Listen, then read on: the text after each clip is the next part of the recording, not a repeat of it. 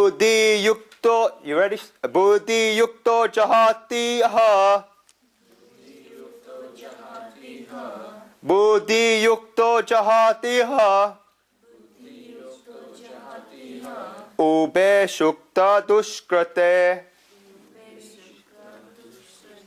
Ube shukta dushkrate.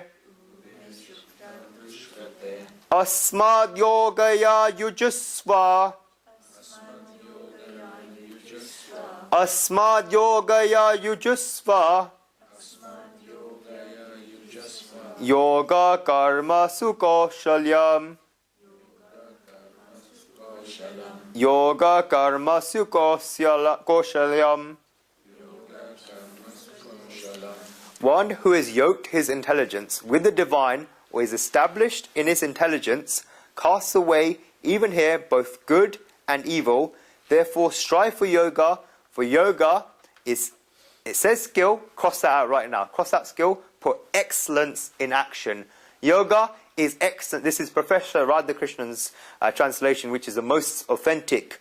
Great saints say it's the most authentic translation of the Gita, but it was written a long time ago. I say in modern times, yoga is excellence in action. So one who's yoked his intelligence with the divine, or established in his intelligence, casts away here even both good and evil. Therefore strive for yoga. Yoga is excellence in action.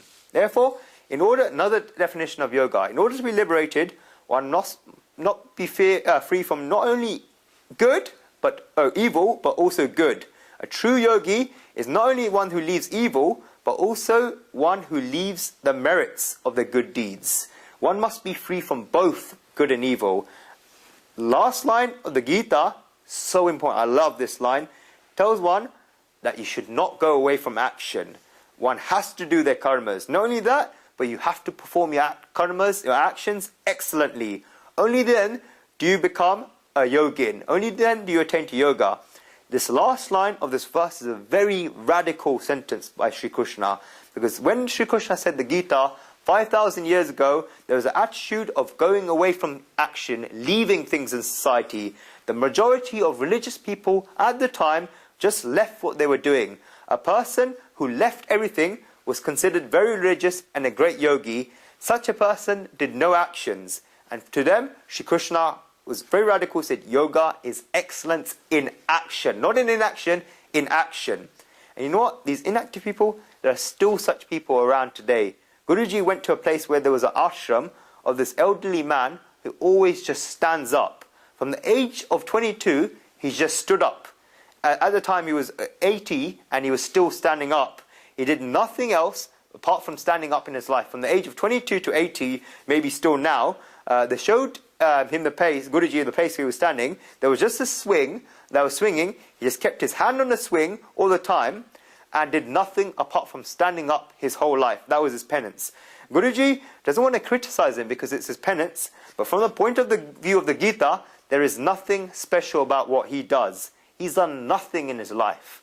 And he's spent his entire life just standing up and doing nothing. He doesn't go anywhere, nor does he make anyone do anything. He just wanted to show people that he could stand up his whole life. So this is wrong. This is not the message the Gita gives. The Gita says yoga is excellence in action. Whatever you do, do it excellently. Excellence in action is yoga. And make sure that the things you do in life are done excellently, and when you do them excellently, then you're going in a direction of yoga. You see the magic, you see the bliss of yoga. If you want to see the magic and bliss of yoga for a while, do something excellently. For example, there's a boy playing Dandya at Navratri.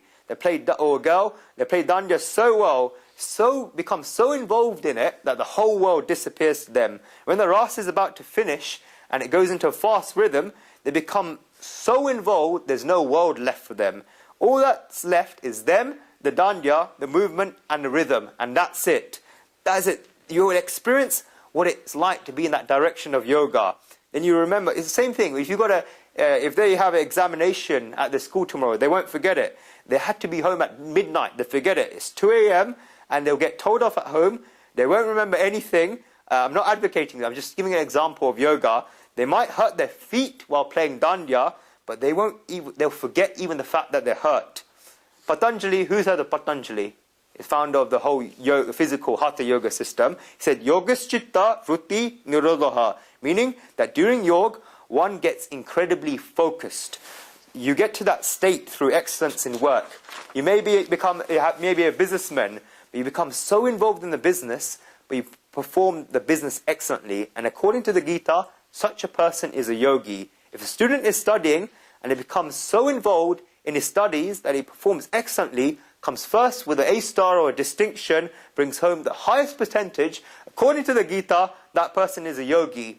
And if each and every person in society becomes a yogi, how good would society be? If everyone performed their actions excellently, for example, house husbands or housewives making excellent cooking, they'll become yogis. But if they make a 3-layered dal, then they won't become yogis. And Guruji often talks about this during his discourse, this 3-layered dal during the Srimad Bhagavad discourses.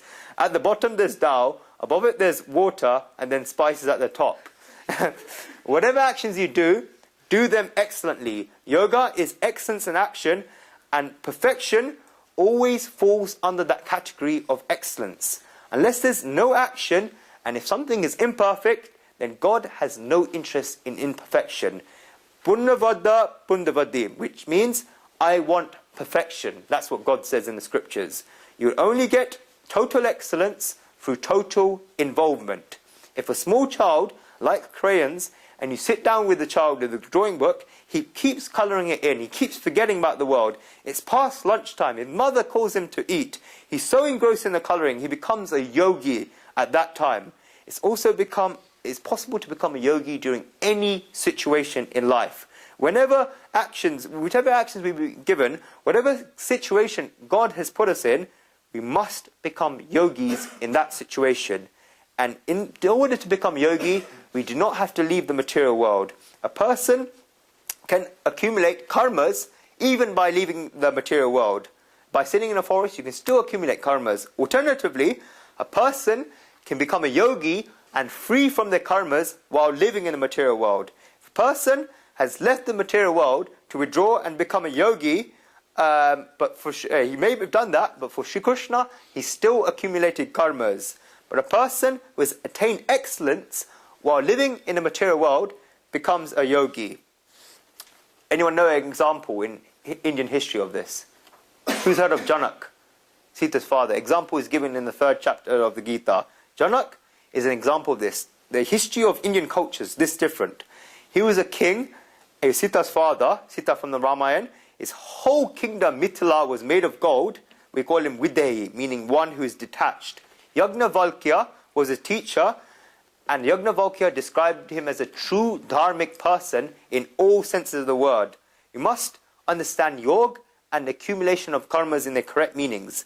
Because what Yagnavalkya did in running that hermitage, he did with excellence. He ran a hermitage of 60,000 students in an excellent way. Westerners who sit down and read the Upanishads become shocked. Yagnavalkya ran an ashram of 60,000 peoples. Not once in his life did he go begging in society for a penny. Can you imagine this? Just to run a school of 100 people, how much money you've got to incur, how much cost you've got to incur. 60,000 people, they lived with him 24 hours a day, all the expense, everything.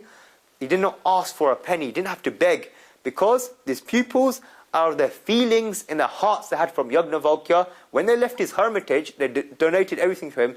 Yagnavalkya did not beg once in society. He ran the ashram in an excellent way, and Janak was his favorite pupil. It was Janak. Janak was a yogi, and everything Janak did was excellent. Pradayayam Mithilayam Name Dahi Vikashana was a very famous quote from Janak. Janak was Yagnavalkya's pupil. Yagnavalkya always gave Janak the utmost importance, and no student got as much respect as Janak did. All the people said we had left the material world and everything behind, and there was Janak living like a king. He lived a palace of gold with a soft bed with servants. They asked, how can someone living with so much riches and possessions be given greater importance than them? They wondered why he was called a yogi and not them, because they had given up the world. Yagnavalkya told them he would explain this to them one day. There was an event where Janak was sitting with all the pupils. Suddenly, news came that there was a fire in all the peoples where they were living. There was a fire in their houses. Yajnavalkya continued his ceremony. Okay, Janak continued to listen calmly and silently. All the peoples that call themselves yogis kept thinking, our houses are burning, our houses are burning. After 15 minutes of the news coming that the houses were burning, they ran, got up, ran, thinking that the houses had been burned and all the possessions would get burnt. As Yajnavalkya continued speaking, they all ran away.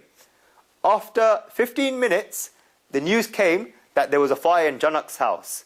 Janak continued sitting and remained calm. When all the other peoples came back and asked Janak to go because his palace was on fire, Janak gave the reply, Pradaknayam Mithilayam Name Dahi Vikashana, meaning the town of Mithila, my town, my kingdom is burning, but nothing of mine is burning. This is how detached he was. Videhi, detached. This person is a yogi, and a person can become a yogi in any situation. Do not judge someone by the outer qualities. Judge someone by the internal qualities. Okay? Excellence in action. Everyone okay?